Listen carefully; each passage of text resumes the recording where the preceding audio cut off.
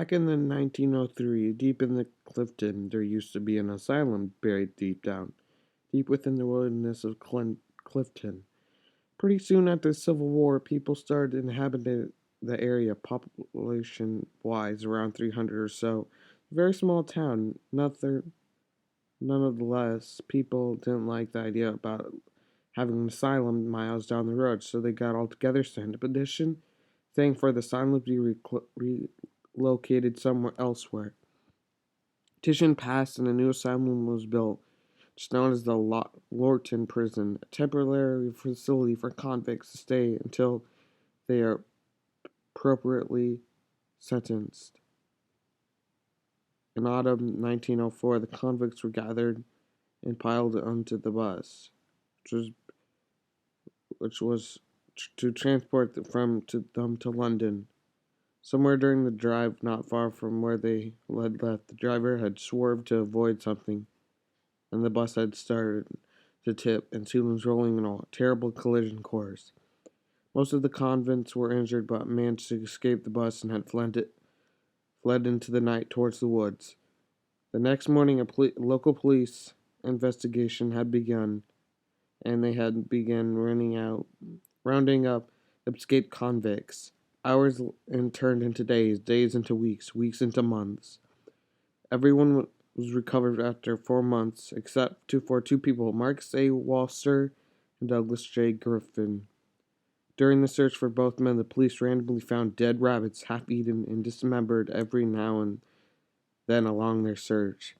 Finally, they were to find Marcus dead by Fairfax Station Bridge, now known as Bunnyman's Bridge.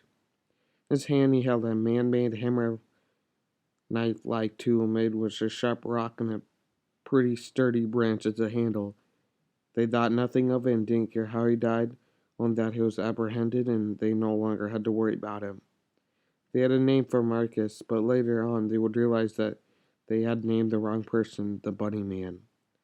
Still searching for Douglas, they kept on finding dead, half-eaten rabbits every so often while the search went on. Eventually they were to name Douglas the Bunnyman from then on. 3 months passed and the police had given up their search by April 7th, 1905. Everyone assumed the Bunnyman was dead by now, if not gone, so they went on with their small town lives. Come October, people started seeing dead bunnies reappearing out of the blue and starting to fear the unseen. Halloween night came in as usual, and a bunch of kids had gone over to the bridge that night to drink, do whatever kids do their age in the 19s did. Midnight came, and within minutes, the most of the kids had left. Only 3 of them remained at the bridge. Exactly at midnight, bright lights supposedly came from the bridge, right where the kids were. Less than a few seconds later, they were all dead. Throats slashed with the same type of tool that was found next to the escapee Marcus. Not only were their throats slashed, but they were cut up down their chests, gutted like a fish. The Bunnyman then hung both of the boys from one end of the bridge with a rope around their necks, hanging them over past legs, dangling in the view of passing cars. The girl was hung the same way on the other side of the bridge. This happened on Halloween in 1905. After that, they didn't see or hear anything from him for another year.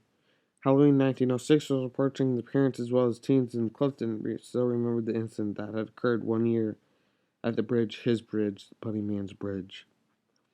The night's 17s were remaining that night for midnight at the bridge. Thinking little of it, 6 remained inside the bridge while one, Adrian Halta, had remained a good distance from the bridge, hoping to have enough time to escape.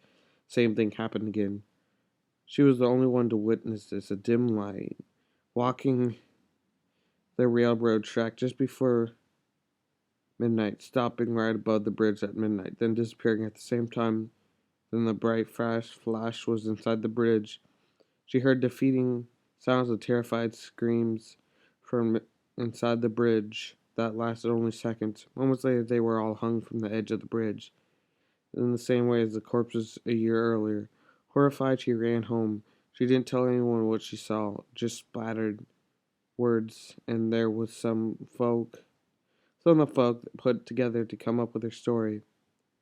No one understood it or even believed her. They charged her with the people's murders and locked her in the asylum of Lorton. 1913, the same thing happened with 9 teenagers, this time Halloween night again. Adrian was still locked up. They dropped her sentence, but it was too late. The insanity had finally conquered her. Even if she was released, she was too far gone to have a decent life. She spent her remaining years in the asylum until she died in 1953 of shock. No one knows what she died of the shock from, but supposedly she had died in her sleep dreaming of that one dreaded night. Perhaps the Bunnyman had finally gotten to her. More murders were to take place, however, after the murders in 1913. Most people stayed clear of the bridge on Halloween. 1943 rolls around, and 6 teenagers go strolling out on Halloween night. A couple of hours later, all of them dead, same way as the others. Investigations took place, but nothing usual was discovered. 1976, the same situation occurs. This time, with only 3 people. Incident. The only other incident that occurred since was in 1987, 12 years ago. Janet Coulter was enjoying a night with her 4 friends. Halloween night had finally come and they'd gone driving out to enjoy the night. Invading the children's candy bags, they settled around at 11 at the bridge, waiting for midnight to come. They didn't believe in the myth, so they decided to see it for themselves, and were to be the only ones who actually withstood the Bunnyman. They had waited around 55 minutes or so. It was nearly midnight when Janet started to getting a little scared. They'd been pulling pranks on each other, jumping out of the bushes, screaming, so she was already a little worked up. Midnight hits. By this stage, she was completely freaked. She was almost out of the bridge when the lights got really bright inside. When happened, when that happens, her body is halfway outside the bridge. Sees her skin start tearing at her chest, but nothing is piercing her skin. She manages to leave the bridge. Completely horrified, hits a hanging body and knocks herself over. She awakens. She discovers that she has been bleeding. She is lucky that the cut just started and wasn't very bad at all. She left and never returned to the bridge again.